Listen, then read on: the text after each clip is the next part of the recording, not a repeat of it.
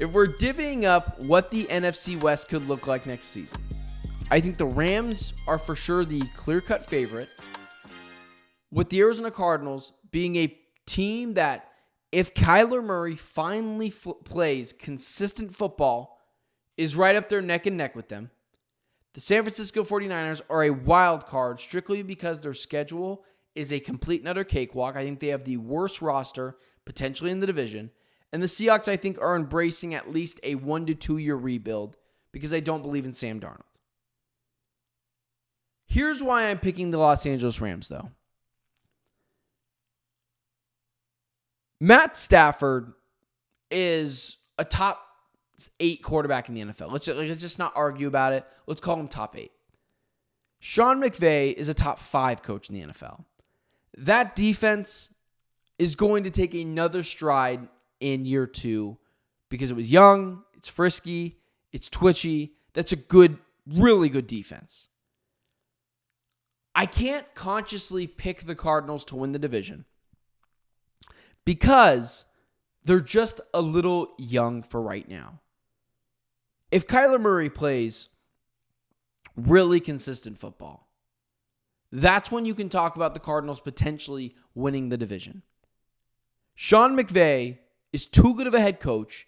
Matt Stafford is too good of a quarterback for the Cardinals. And that defense, coming into year 2, Jared Verse and company, that is a defense that I think is going to be in the better half of the NFL. The Cardinals are just too young defensively. Maybe they are awesome, but I can't project them to be the best team in the division because I don't know what I have. I think Walter Nolan is going to be good, but I'm not sure. He's a rookie. I have to wait for him to play at least a handful of games. I think Will Johnson is going to be great, but I have to see him for 8 games. The defensive line. How do I know Calais Campbell isn't going to fall off a cliff now? Would it really be that surprising? I trust Jonathan Gannon and this coaching staff, but it's going to come down to beating the Rams 2 times this season.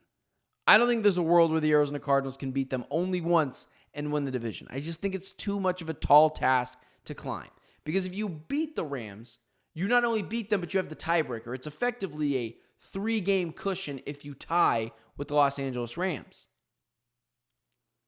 But if you get in a world where you're tied and the Rams, you just trust them down the stretch more, it's hard for me to pick that team to not win the division. But at the end of the day, guys, the person that can change this team from being a frisky playoff team to a legitimate Super Bowl contender is Kyler Murray. It all comes back to the quarterback, guys. It just does. And it always will. Kyler, when I talk about this team being a potential Super Bowl team, which I do think, I don't think is crazy. I do think the NFL season is often weird, and with all the talent the Arizona Cardinals have, it's a small chance, but a chance nonetheless, that the Cardinals could be a team competing for the Super Bowl this season. And to that you'd say, well, come on, that's crazy. Yeah, it is. That's why I said it's a 5%, 10% chance. But what would raise that floor and give you a real chance is if Kyler Murray can effectively be a top 8 quarterback in the NFL, there is no world where the Arizona Cardinals can't be a Super Bowl contender. The Cardinals will go as far as Kyler Murray can take them. Good defense, fine offense can only take you so far. Look at the Minnesota Vikings last year. They were fraudulent. Sam Darnold got his pants pulled down in consecutive weeks against a better quarterback and against a better coach.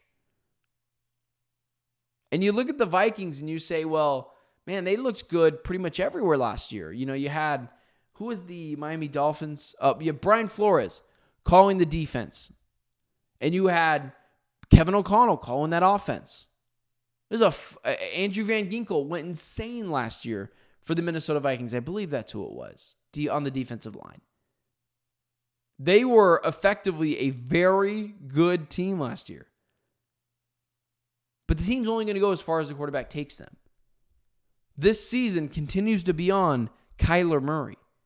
If you want to be a team that has a chance to be a Super Bowl contender or win the division, all roads come back to Kyler Murray.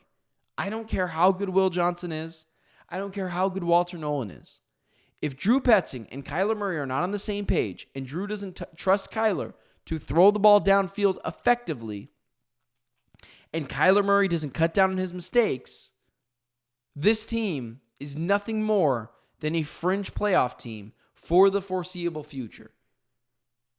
But if we go into another season where Kyler Murray is inconsistent and post-bye teams start to figure him out and he hasn't adjusted for that in year 7, then we're going to have a problem. We're not talking about divisions and Super Bowls. We're talking about, can this team stack up with the rest of the NFC West for the next 2 seasons? The one thing that can ruin this rebuild is if Kyler Murray isn't awesome. It's why when people accuse me of being anti-Kyler Murray, I just laugh. It's just stupid. If Kyler Murray isn't consistent, isn't the answer at quarterback, the rebuild never gets finished. You have all these nice, shiny toys, but no quarterback to help figure it out, and you'll never be drafting high enough because you have too much talent. The Cardinals had their chance to take their replacement last year with the 4 overall pick. They decided against it. Now, do I agree with that? Yeah, because Drake May, Jaden Daniels, and Caleb Williams were all off the board at that point. I don't think Bo Nix was the answer. I don't think Michael Penix was the answer. So all roads come back to Kyler Murray. Can Kyler be the guy? Can he be consistent? And this is the final chance to do so. I don't think it's 100% that Kyler Murray is not back next year if this team underperforms. And most of it's Kyler Murray's fault. Because I don't know what the better option is. You can't tank. The team's too good. So when you talk about winning the division next year, ultimately it's going to come down to Kyler. Kyler has to perform. Kyler has to be better. I don't care how good the defense is. I don't care how good the head coaching is. Kyler Murray is going to be the answer on if this team can be a division winner, and if things fall right in their lap, potentially a dark horse Super Bowl contender. You're not getting to the Super Bowl, even with all the luckiest breaks, with a Sam Darnold level quarterback. Do you remember what happened with Blake Bortles in the AFC Championship game or Case Keenum in the NFC Championship game? You can only go so far. If Kyler Murray can play up to the level of Jalen Hurts, which I think is perfectly capable, a run first, but also very accurate quarterback, that's when you talk about the Arizona Cardinals being division winners. But you can't talk about that until we know what Kyler Murray is going to look like. If the Cardinals want to be a Super Bowl contender, Kyler's got to be an MVP level candidate. But if you want to be a division winner, Kyler Murray's got to be consistent and play as good ball from week 1 to week 18. You know, I saw some predictions last week from PHNX Sports from my guys Johnny Venerable, great dude, and Eric Ruby, also great dude. But they put out these predictions for Kyler Murray a couple of days ago, and I was pretty stunned. Johnny Venerable had Kyler Murray, this was his prediction for this year, 4,100 yards passing, 27 touchdowns, 600 rushing yards, 7 touchdowns. Eric Ruby had 4,000 passing yards, 28 touchdowns, 700 rushing yards, 8 touchdowns. This is where I think we are starting to overvalue Kyler Murray again just a little bit. Because it is year 1, 2, 3, 4, 5, 6, 7 for Kyler Murray. And he's never thrown for 4,000 passing yards. Yet both guys have him throwing for over 4,000 passing yards. He's never thrown for 28 touchdowns in his career.